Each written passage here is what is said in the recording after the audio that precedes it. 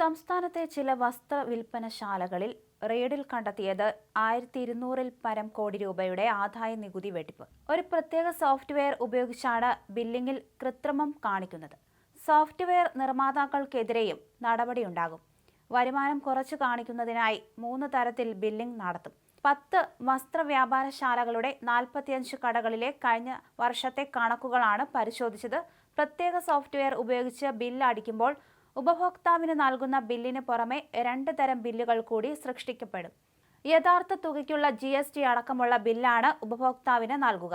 അധികമായി സൃഷ്ടിക്കപ്പെടുന്ന 2 ബില്ലുകൾ വേറെ സെർവറിൽ സേവ് ചെയ്യപ്പെടും. ആദായ നികുതി ഇൻവെസ്റ്റിഗേഷൻ വിഭാഗം നടത്തിയ പരിശോധനയിലാണ് ഇവ തെളിഞ്ഞത്. യഥാർത്ഥ ബില്ലിന്റെ 70% തുകയ്ക്കുള്ള ഒരു ബില്ലും 30% തുകയ്ക്കുള്ള മറ്റൊരു ബില്ലും അധികമായി സൃഷ്ടിക്കപ്പെടുന്നു. 30% തുകയ്ക്കുള്ള ബിൽ രഹസ്യ സെർവറിലേക്കാണ് പോകുകയെന്നതിനാൽ GST ഉദ്യോഗസ്ഥർ പരിശോധിക്കുമ്പോൾ ഇതിന്റെ വിശദാംശങ്ങൾ ലഭ്യമാകില്ല. 70% തുകയുടെ ബിൽ മാത്രമേ അവർക്ക് കിട്ടൂ.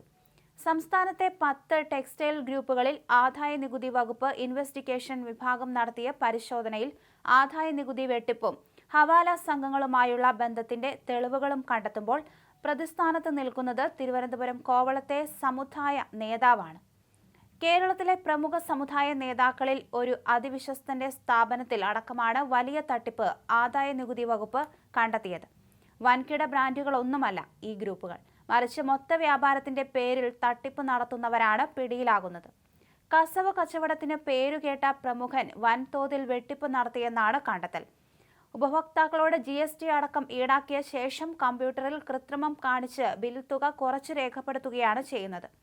കാസർഗോഡ് മുതൽ കൊല്ലം വരെ 45 ഇടങ്ങളിലായിരുന്നു പരിശോധന. ഹവാല ഇടപാടുകൾക്കും തെളിവ് കിട്ടിയിട്ടുണ്ട്. ഇതര സംസ്ഥാനങ്ങളിലെ തുണി മില്ലുകളിൽ നിന്നും മൊത്ത കച്ചവടക്കാരിൽ നിന്നും ടെക്സ്റ്റൈൽസുകാർ വാങ്ങുന്ന തുണിത്തരങ്ങളുടെ വില സ്വർണ്ണക്കടത്ത് ഹവാല സംഘങ്ങളാണ് നൽകുക.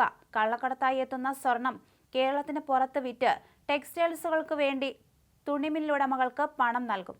തുല്യമായ തുക ടെക്സ്റ്റൈൽ ഉടമകൾ ഹവാല ഇടപാടുകാർക്ക് കേരളത്തിൽ കൈമാറും. വ്യക്തമായ തെളിവുകളുടെ അടിസ്ഥാനത്തിലായിരുന്നു പരിശോധന.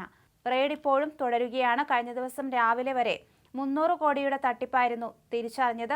രാത്രിയായപ്പോൾ കണക്ക് 700 കോടി കടന്നു. വർഷങ്ങളായി ഈ രീതി പിന്തുടർന്നതായി കണ്ടെത്തിയിട്ടുണ്ട്. തമിഴ്നാട്ടിൽ നിന്നും കേരളത്തിൽ നിന്നുമായി 600ഓളം ആദായ നികുതി ഉദ്യോഗസ്ഥരാണ് പരിശോധനയിൽ പങ്കെടുക്കുന്നത്. അതീവ രഹസ്യ സർജിക്കൽ സ്ട്രൈക്കായിരുന്നു IT വിഭാഗത്തിന്റേത്. മാർച്ച് 30-ന് എറണാകുളം ബ്രോഡ്വേയിലെ തുണി വ്യാപാര സ്ഥാപനത്തിൽ നിന്നും 6,75,00,000 രൂപ പിടികൂടിയിരുന്നു. സ്റ്റേറ്റ് GST ആൻഡ് ഇന്റലിജൻസ് വിഭാഗം ഉദ്യോഗസ്ഥരായിരുന്നു പണം പിടികൂടിയത്. മൊത്ത തുണി വ്യാപാര സ്ഥാപനമായ രാജധാനിയിൽ നിന്നാണ് പണം പിടിച്ചെടുത്തത്. ഇതിനെ തുടർന്നാണ് ആദായ നികുതി വകുപ്പും പരിശോധനകളിലേക്ക് കടന്നത്.